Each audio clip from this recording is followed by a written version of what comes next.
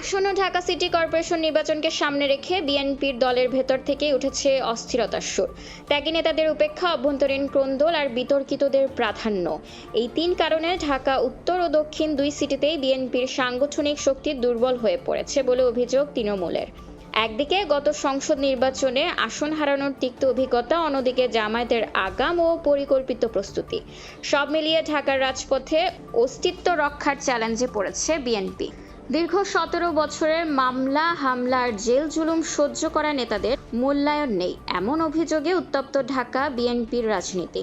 তৃণমূলের দাবি, যারা দুঃসময়ে ঢাল হয়ে দাঁড়িয়েছিলেন তাদের ট্যাগ দিয়ে সরিয়ে রাখা হচ্ছে। উল্টো বিতর্কিত ও সুবিধাবাদীদের প্রাধান্য দেয়ায় সাধারণ ভোটারদের মাঝে তৈরি হয়েছে নেতিবাচক প্রতিক্রিয়া। বিশেষ করে দায়িত্বশীল নেতাদের বিরুদ্ধে চাঁদাবাজির অভিযোগ দলের ভাবমূর্তিকে সংকটে ফেলেছে।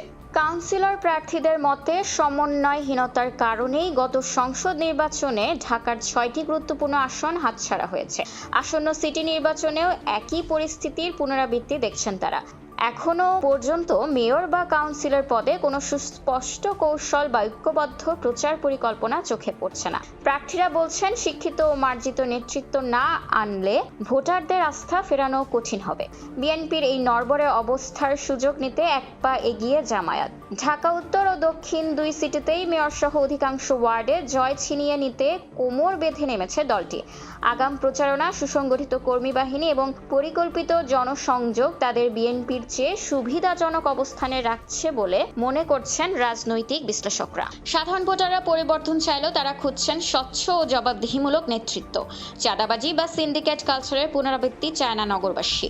বিশ্লেষকদের মতে, বিএনপি যদি দ্রুত ত্যাগীদের মূল্যায়ন এবং বিতর্কিতদের দূর করে একটি গ্রহণযোগ্য নেতৃত্ব কাঠামো দাঁড় করাতে না পারে, তবে সিটি নির্বাচনে জয় নিশ্চিত করা পাহাড় সম কঠিন হয়ে দাঁড়াবে।